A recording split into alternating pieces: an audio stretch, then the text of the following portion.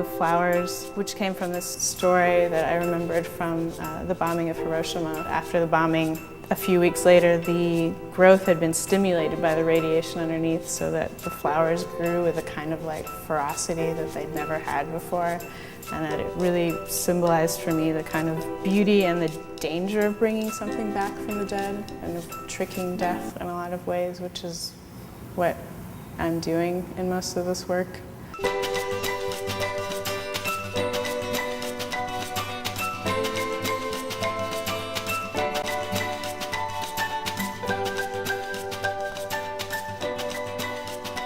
My name is Christina Pettersson.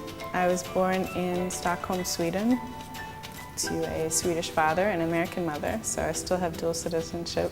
But I mostly grew up in Miami, and I got into the art programs way early on, so it was almost as if there was never anything else I was going to do, which I was always grateful for, that I always knew exactly what I was going to do. You know, I feel like there's a lot of other things I could do in the next life, but I'm happy having chosen this one. The interesting thing about the show, and probably this happens with a lot of artists I imagine, is you just do your work one by one, you know, and you don't think of it necessarily in terms of this grand scope of things. And so, you know, I've been making these drawings and putting them away, make a drawing and put it away, and it was only in the last couple of months actually that the word resurrection occurred to me, and that as soon as the word had occurred to me, I knew that that was what all these pieces were about. Imagine this woman in a warm carmine-colored Dr. Zhivago coat, walking into her past, or rather the way the past is enveloping this woman of the future.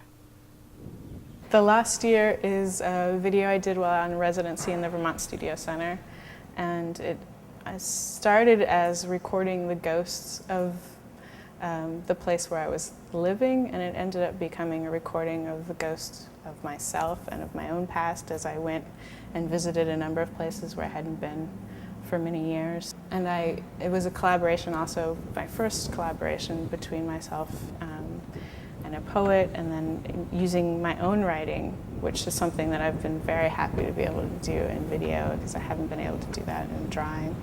I think I've always not so secretly wanted to be a writer. Like, that was my first love in life, and making artwork is in some ways a substitute for that, so I'm still telling the same kind of stories. Drawing in a lot of ways reminded me of writing. The black and white, the graphite. And the idea that language is not something you just put on an incident that already happened, but that language is something that you use to create and expound upon life. And so these pieces are like interested in restoring a mythic and an epic dimension to life, a sense of like awe and reverence for the world. And I'd always drawn myself, so I was always completely comfortable doing that. You know, you're always your own best model. And my body becomes a sort of stand-in for the viewer.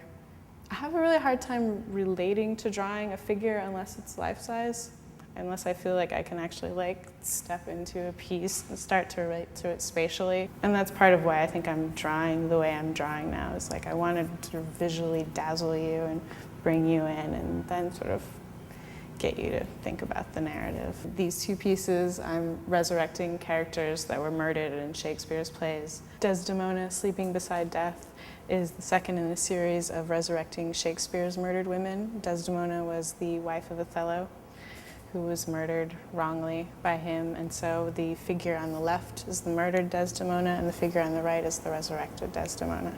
Most of these pieces, like start to finish, are 2 months. About 2-3 months maybe.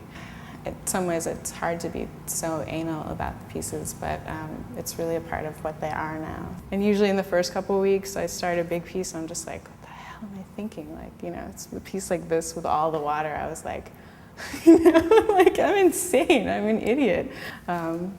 I have to exercise regularly or my arm kills me. I have like chronic shoulder issues. This is called The Slow Extinction, and it began as a piece that was going to be an interpretation of Lady Godiva, but it's traveled a long way from that idea, and particularly when I was influenced by reading a Swedish myth about a brook horse, which is like a water nymph, only when you climb on the back of the horse, he leads you into water and you cannot escape. These two pieces are taken from the graves of two Southern female writers that I specifically took a trip to go and visit. The one on the left is Eudora Welty, and the one directly behind me is Zora Neale Hurston. When she died completely unknown again, even though she'd been this great Harlem Renaissance figure.